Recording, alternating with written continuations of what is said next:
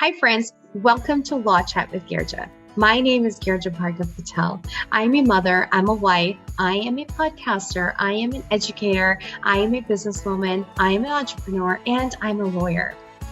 I truly believe in the power of mentorship through storytelling, and that's what Law Chat is all about. So whether you are in 6 months or 10 years of business experience, we can all learn from each other's experiences because we face the same challenges and we have the victories and we have mistakes that we're all making. So why not lean into them and know that we're going to be fine and we're going to be okay and we're going to be inspired. And of course, this is Law Chat with Girija, so we will be talking about some law at some point during the conversation. And if you love what you hear today, which I know you will, then subscribe to Law Chat with Girija and share the love.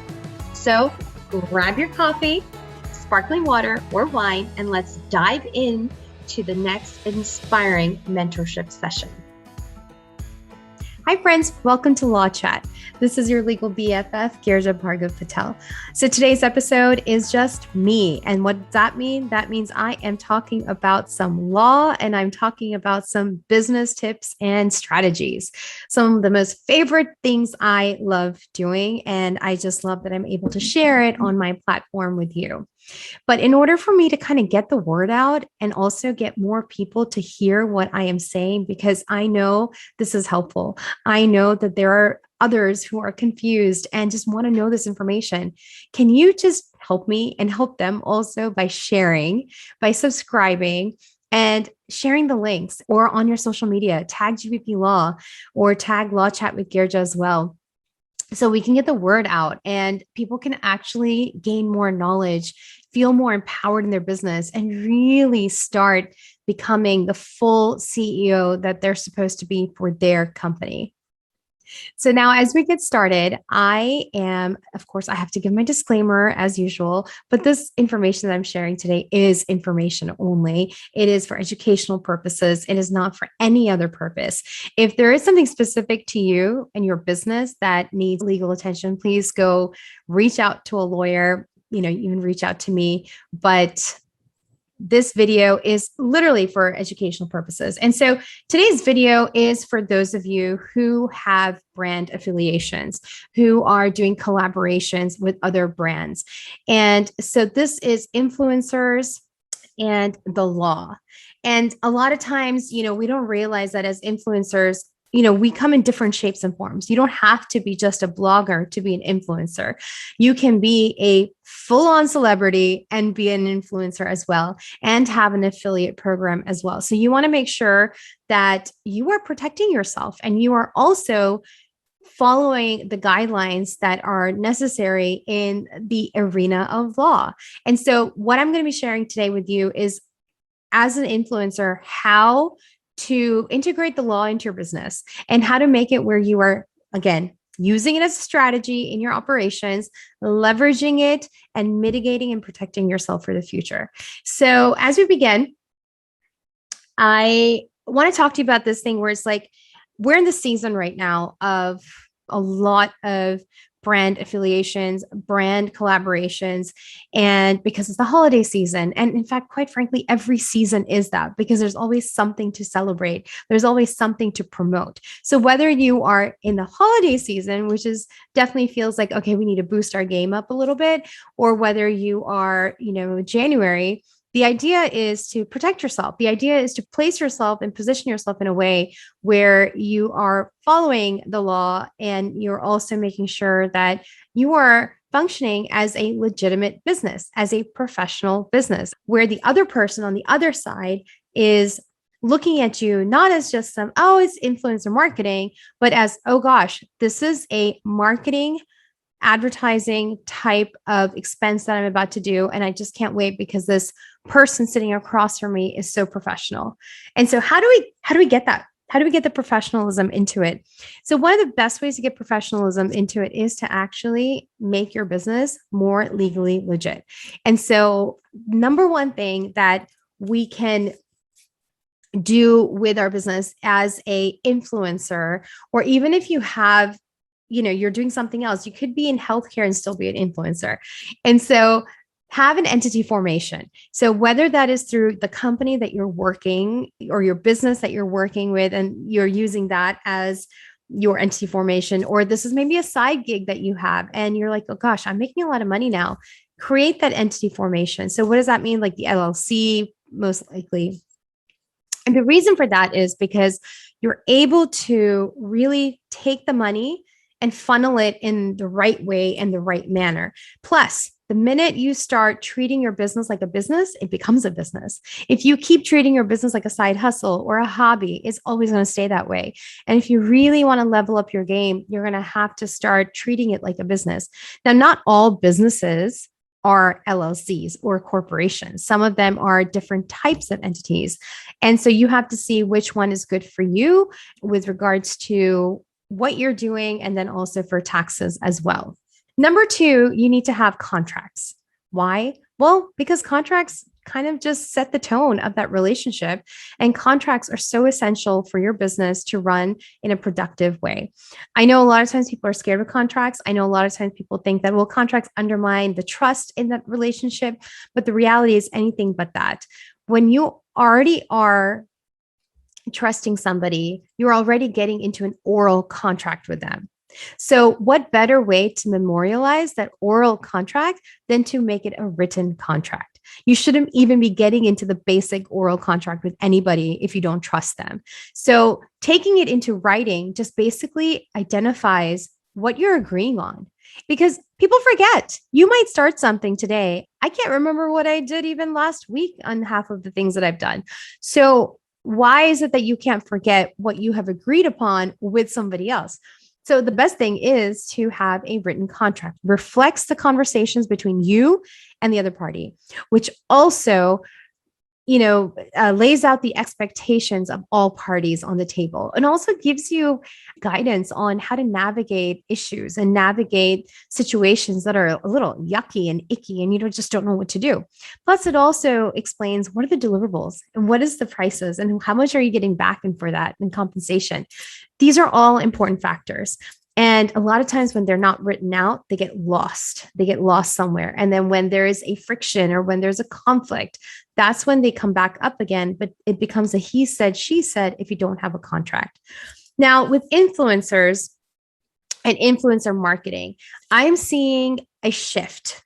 And the reason I'm seeing a shift is because now influencers themselves, it doesn't matter what industry you're coming from, it doesn't matter what your business is, but as an influencer, people are realizing that there's so much value in influencer marketing. Initially, when influencer marketing came in, there was not that much weight given to it. So influencers were also not compensated properly, or they were just maybe not even given a contract. Like you might be dealing with a third party who's connecting you to the brands and there's no contract. And I would, at that point in time, ask for a contract or be your own brand ambassador or PR person, because you need that contract. You don't know what contract that third party has with the brand. You don't know what they've agreed upon, but you need to know what you have agreed upon and where you are protecting yourself and where you draw the line of this is okay and this is not okay. Some of the big issues that come up in the influencer marketing arena is the payment timing. Usually they're paid out like N30. So it's within the 30 days of actually posting something. And that might work for you, but for some people, it just may not work. And you actually need half upfront, or you need a portion of it upfront and a portion of it after the publication. Or, depending on the campaign itself and how long the duration is, you can figure out a way where the payment plan is not where you work all of it and then you get paid 30 days later. That might work for your business, but for a lot of the influencers who are my clients and who I speak to all the time, that just doesn't work. You need your business to function. In order for it to function, you need to get capital coming in regularly. And if you don't have a consistent cycle of clients right now, that can be tough. So it's okay to say, no, I don't want my payment 30 days after the publication or 30 days after something has happened. I need some payment now, or I need something like, so you can absolutely have those conversations and start shifting the narrative in the influencer marketing space. I hate to interrupt this awesome conversation, but I have to stop and talk with you about the number one thing I'm asked about by entrepreneurs: contracts. They're vital to any business relationship and to protect your business. But I also know that entrepreneurs, especially when you're starting up, money is tight. But I would never want you to compromise on a strong legal foundation. So enter yourcontractbuddy.com, a website created by me with contract templates created and drafted by me and fellow industry partners. They're ready to use and easy to plug in immediately. And they are not restricted to any specific state. So yourcontractbuddy.com is sponsoring this episode, and you and your listener can get 10% off right now with code LAWCHAT. Yes, you heard me right. 10% off right now with code LAWCHAT. And now back to our awesome conversation. Influencer marketing is so impactful. People and companies are spending more and more on influencer marketing than they are on regular ads on TV or with celebrity known people out there as well. But influencer marketing is huge. And so it's very important to make sure that your contract that maybe even they might give you is exactly what you're wanting. And maybe it may not be exactly what you want, but you can definitely find a happy medium between you and the brand. So don't be scared to have those conversations. Don't think that, oh, they know more than me in the legal aspect. Well, they probably don't, number one. Number two, if they're not giving you a contract, that's suspicious to me. So please get a contract between you and that brand. And number three, have something that you can look at to know what you need in that contract, because that way you know that, okay, this is good, but I need to add this in also to make sure that we are protecting ourselves and that we are making sure that we're, following the rules. So some things like, for example, being able to say hashtag sponsored, hashtag ad, that should be just a given because those are rules that are required by law. Or even where they're protecting you in the event that the brand itself does something or the company does something, and you just happen to be the influencer who is marketing their stuff, but inadvertently there's something that's happened and there's a lawsuit, whether it's an injury or whether there's something that's harmful or whether it's an infringement upon somebody's property, anything, that they're protecting you. Alongside, of course, the payment terms, alongside, of course, the deliverables. What are they expecting? And one of the biggest things that I urge you to make sure that you are understanding, number one, the contract. Don't sign it if you don't understand it. Don't sign it if you've not read it. Don't do that. Go talk to anybody that can help you understand that contract. But another thing that you really need to be aware of is actually the intellectual property. Who owns it? You are creating content for your Instagram or for your blog or for other social media platforms, TikTok, whatever. Who owns the content that you are creating for the brand? There's no right or wrong answer in this. What is the answer is what works for your business and what works with the person that you're working with. So it could be where the brand owns the right and gives you the license, or it could be vice versa, where you own the right and you give the license to the brand. So have those conversations because ownership of intellectual property is very important, and copyright, trademark, like who owns that stuff that you're creating, especially the copyright portion of it. So once you have that all spelled out in the contract, you are better able to manage, and you also come with a very strong front rather than a front of the unknown or I'm just an influencer who is just doing small things. Well, no, you're not, because there's a lot of conversion that's probably happening with you. And so don't discount or dismiss all the work and all the creativity and the following that you have. Don't dismiss it. Even if you're just 1,000 followers, or even if you are 1,000,000 followers and above, there is impact.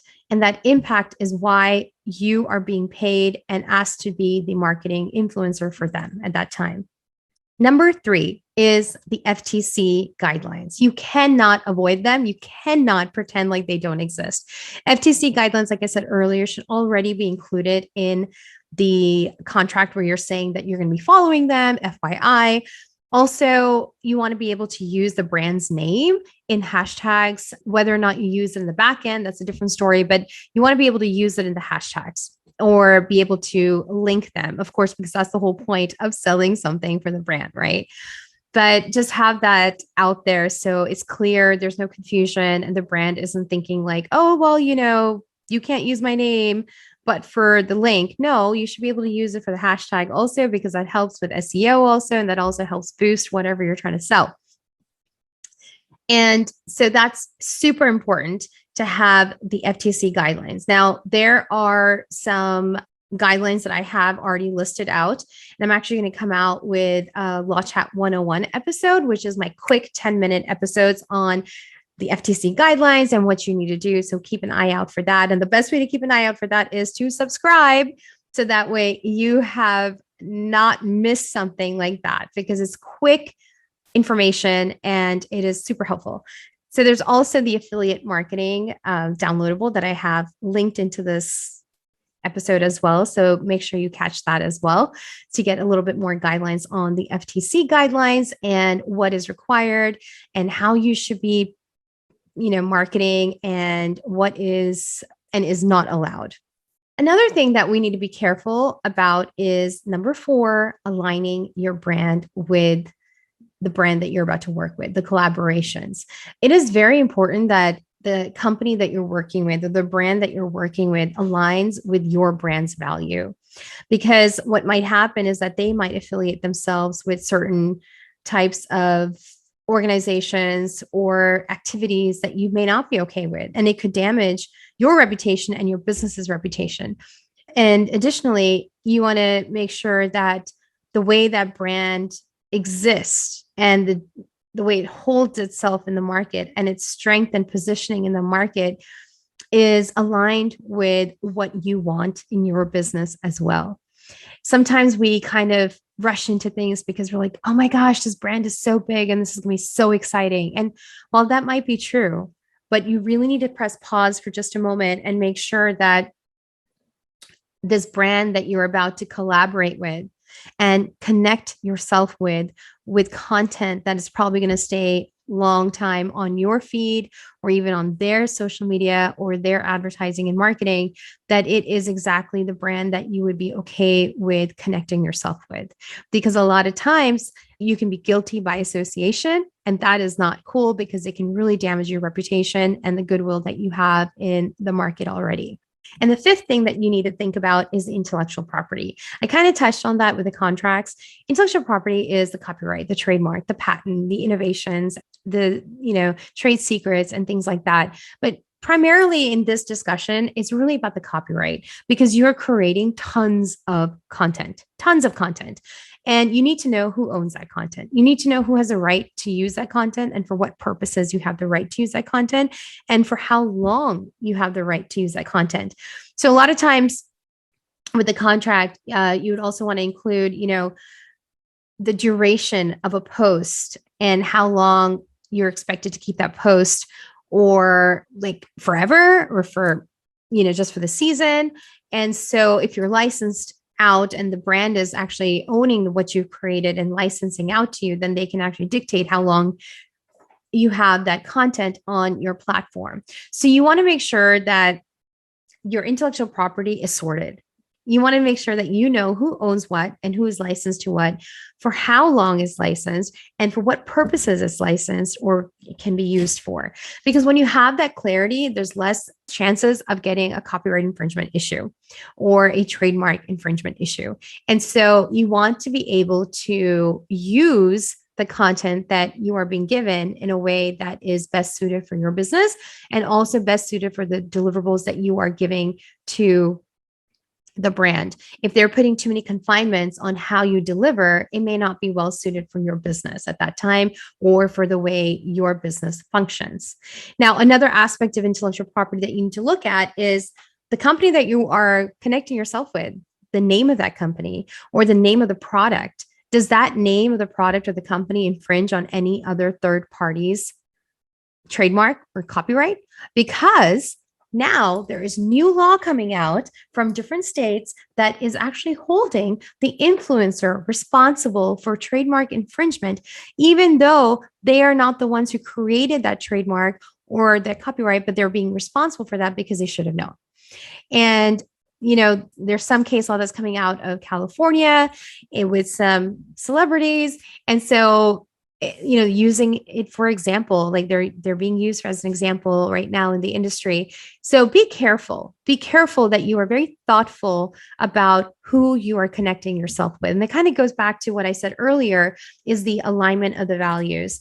And do a quick research on what they're offering. And if there's anything else that kind of sits out that, is existing in the world that could be a potential conflict, bring it to the table. Let them know that, hey, this is a problem. Another thing and another way to protect yourself in this situation is where you can actually include that in the contract, where they're promising you that whatever they're giving you is theirs to give, that they actually own the trademark or the copyright to something for you to use it.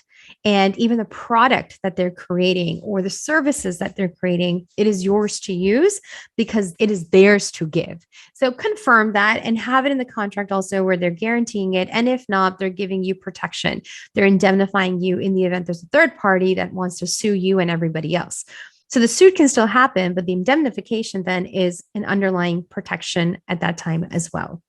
So to wrap it up, we want to look at our type of entity that we have so we can really boost the professionalism on our end and really refine the process even more and put our best foot forward, where we are giving the weight that our company deserves and our services deserve. And the other person also is accepting it that way as well.